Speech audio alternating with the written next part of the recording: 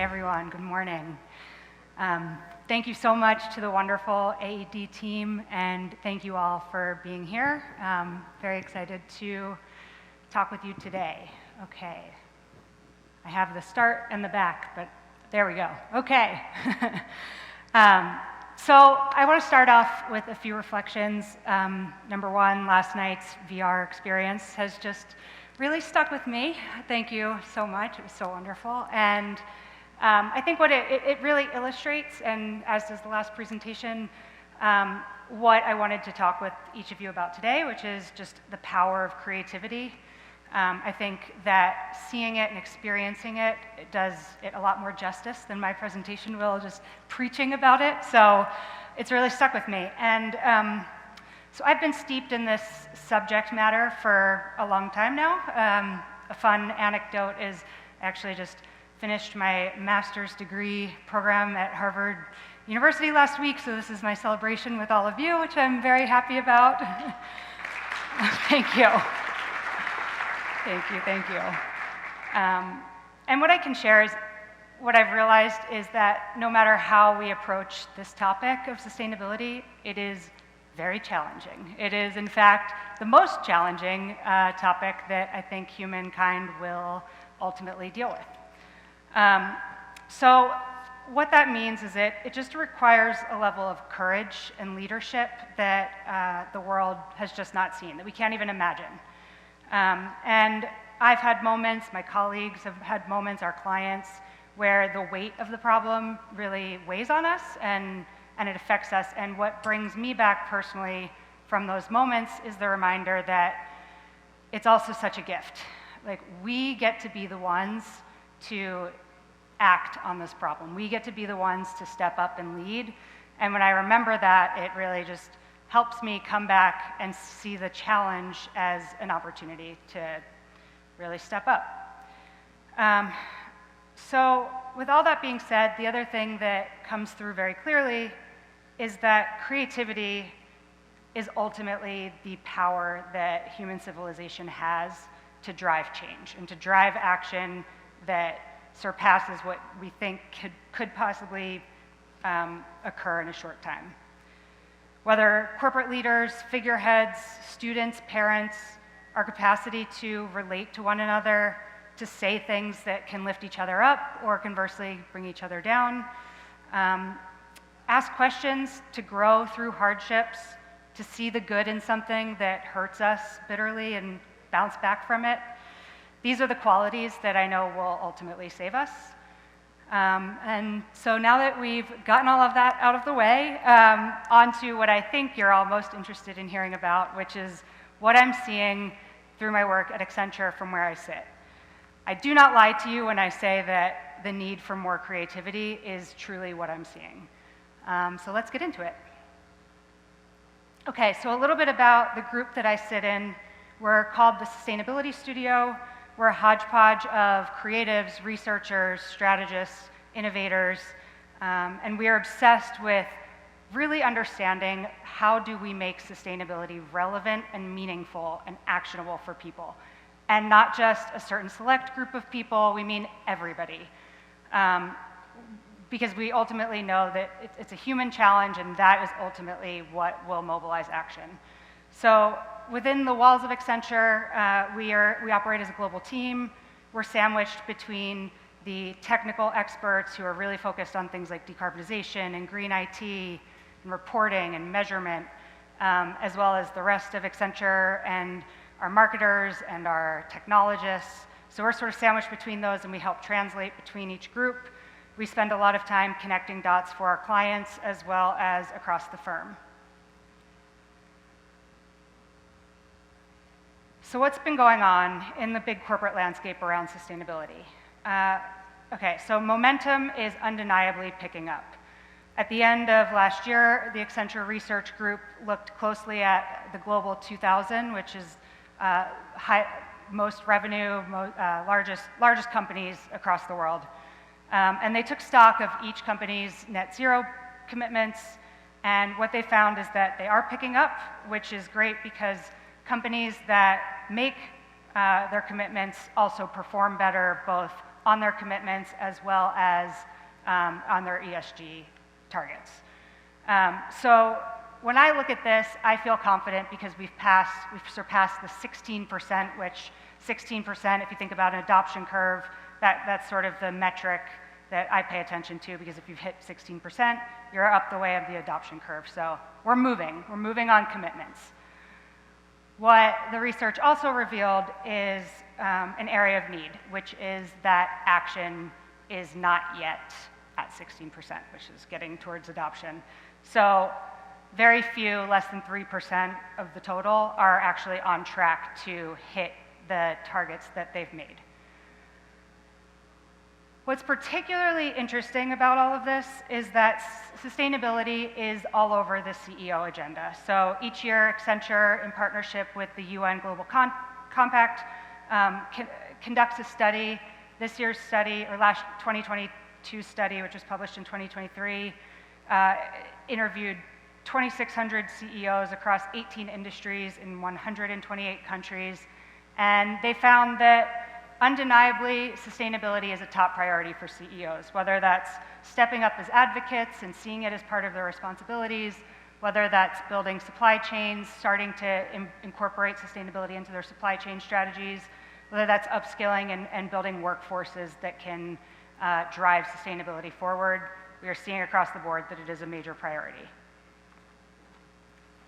A newer piece of research, and this was a very recent study from the summer, and this one was conducted in partnership with the World Economic Forum, also spoke with executives at a very large scale, and we learned that there's a deep fear, a limiting belief that sustainability is locked in conflict with growth.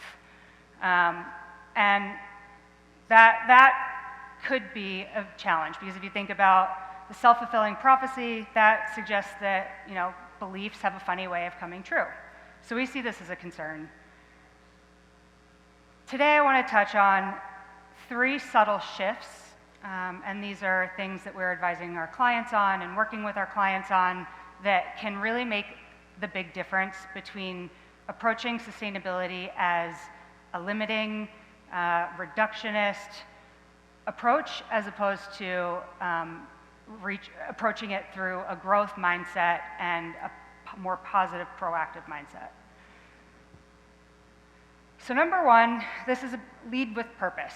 And what I don't mean here is a floofy corporate purpose of, we're in business to save the world. That doesn't really get anybody going. And if I illustrate why purpose is so important, if you think about the jobs that employees are doing, they came to work to do a thing, and now they're going to be asked to do that thing differently.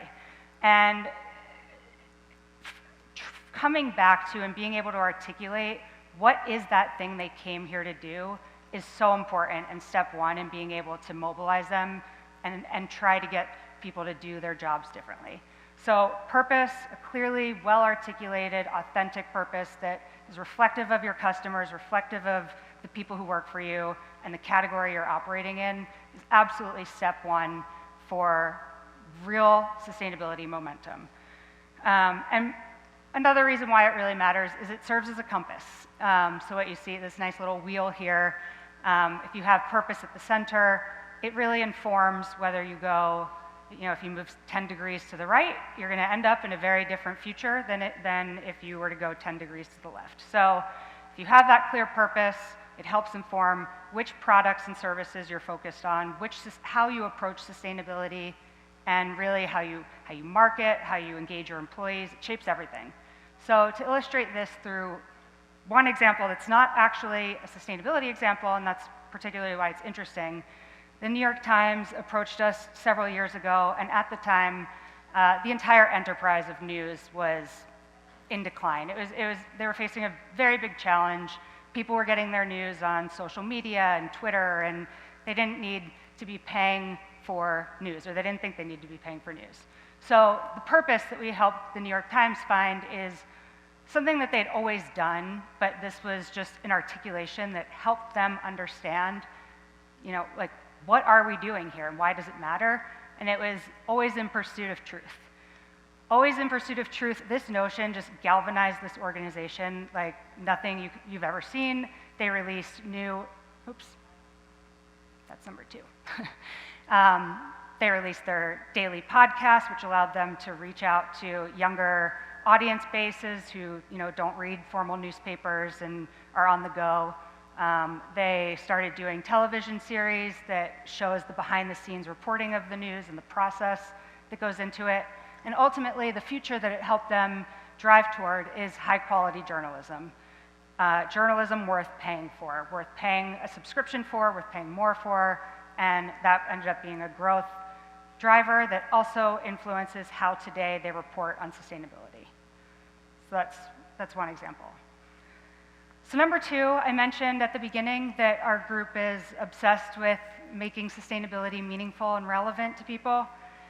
So as part of that, we've been on an extensive research voyage, really trying to find out what matters to people. And what's becoming clear is that corporations and people are moving in opposite directions in how we think about and approach and talk about and engage around sustainability. So we heard things like, sustainability, that word doesn't mean anything to me in my personal life. I make decisions about where I shop or how I travel because of different decisions, and sure, I care about the planet, but it doesn't show up in how I purchase goods and services. What we've uncovered through this research is that there are 6 universal values, entry points to sustainability that cut across cultures, geographies, demographics, everything, that they're very consistent about how corporations can drive people towards sustainable behaviors without calling it sustainability, without necessarily touting green credentials. So to illustrate through one example, let's take connection. People have a real need to be we're social animals. We want to connect with each other, we want to be in relation to one another, and it helps to signal how we are behaving so that we can be accepted by others, for instance. So a company, rather than downplay or hide sustainability credentials, people might be more willing to engage with your brand if you're able to allow them the social signals that they really care about to signal to others that they're engaging with a certain type of brand, with a certain type of values. So these sort of shape how we're advising companies to develop their products, to engage people, whether that's their internal stakeholders or their customers around sustainability, to make it a lot more meaningful and just relevant for people. And finally, the third category is what I'm calling forging unusual alliances. So this manifests in several ways. We can think about this both in terms of internal alliances that must happen within an organization. So whether that's between your supply chain team and your marketing teams, or whether that's between your accounting teams and your technology teams. Just how are we bringing people together? Because what we know is that sustainability action cannot happen in a vacuum. It can never be one person's job or one group's job. So examples here, if we think about Procter & Gamble, their sustainability team discovered that people believed that dishwashers actually used more energy and more water. So they needed to, which they don't. They actually use a lot less water, a lot less energy, the more efficient ones. So what they were able to figure out is, okay, we can educate our consumers that that's a myth, and we can, using our products and using the dishwasher, they can actually save water and save energy. So you can imagine internally that required a marketing team to figure out, okay, how do we communicate this kind of complex concept to our consumers? That involved the packaging team around, how do we put messaging on the packaging that communicates this and gets this across? the consumer promotions team, how do we get this across an aisle?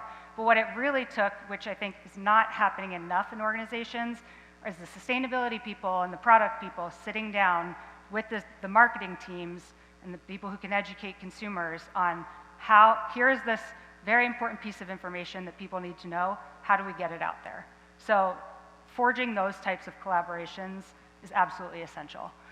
Another great example of this is Goodyear's soybean tire. You know that one sustainability person operating in a vacuum could not have come up with that and made that a reality. So those are a couple of examples of how to facilitate internal collaborations. Equally important is external collaborations. So, collaborations that we're seeing between Meta, McKinsey, Stripe, Alphabet, Shopify on how do we stand up a carbon removal industry? How do we make commitments at higher dollar values?